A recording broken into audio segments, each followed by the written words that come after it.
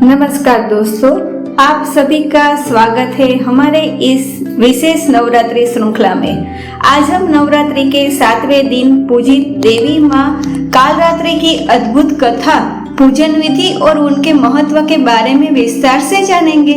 माँ कालरात्रि की पूजा से भक्त हर प्रकार के भय से मुक्त होकर जीवन में विजय और सुख शांति प्राप्त करता है।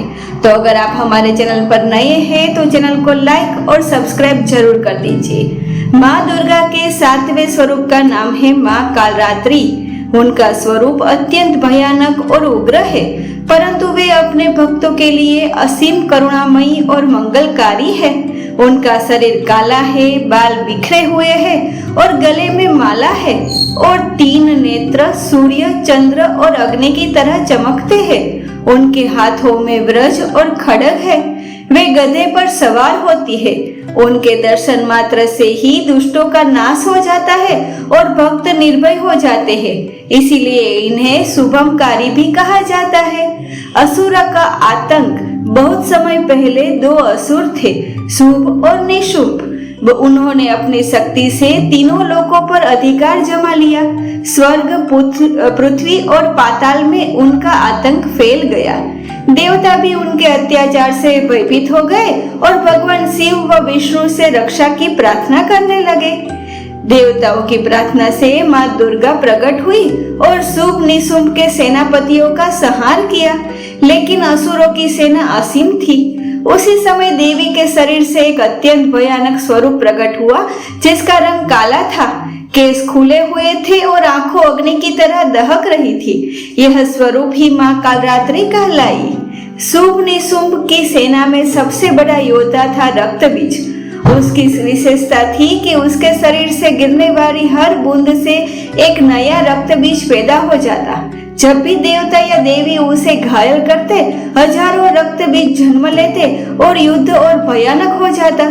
तब माँ कालरात्रि ने भयंकर रूप धारण किया और उन्होंने रक्तबीज को घायल कर दिया और साथ ही उसका रक्त अपने विशाल मुख में पीने लगी। इस तरह रक्तबीज की प्रत्येक बूंद उनके मुख में समा गई और नए रक्तबीज उत्पन्न नहीं हो सके। अंततः माँ कालरात्रि ने रक्तबीज का वध कर दिया। असुरों का नाश। रक्तबीज के मरते ही शुभ निशुंभ की शक्ति टूट गई और माँ दुर्गा ने उन्हें भी युद्ध में पराजित कर मारा। इस प्रकार तीनों लोगों को असुरों के आतंक से मुक्ति मिली। माँ कालरात्रि को शुभकारी भी कहा जाता है, क्योंकि उनका उग्र रूप भी भक्तों के लिए मंगलमय है। जो व्यक्ति सच्चे मन से माँ कालरात्रि की उपासना करता है, उसके जीवन से सभी प्रकार से भय समाप्त हो जाते हैं। तंत्र, मंत्र, जादू टोना और बुरी शक्तियों का नाश माँ कालरात्रि की कृपा से होता है। कहा जाता है कि इनकी पूजा से अकाल मृत्यु का भय समाप्त हो जाता है। वे अपने भक्तों को धन, स्वास्थ्य, साहस और विजय प्रदान करती है।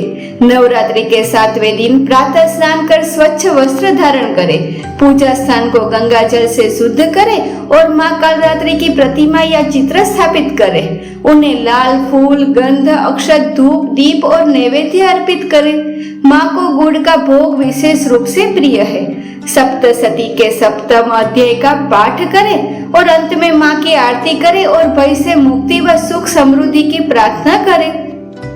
माँ कालरात्रि का स्वरूप भले ही भयानक है, लेकिन वे अपने भक्तों को आशीर्वाद देने वाली मंगलकारी माता है। नवरात्रि के 7वें दिन उनकी उपासना कर भक्त जीवन के सभी भय और संकटों से मुक्त होकर साहस और आत्मबल प्राप्त करता है। दोस्तों, आपको माँ कालरात्रि की यह कथा और पूजन विधि कैसी लगी? अगर वीडियो पसंद आए तो लाइक करें और चैनल को सब्सक्राइब करें और इसे अधिक से अधिक लोगों तक शेयर करें। माँ कालरात्रि की कृपा आप सब बनी रहे। जय माता दी।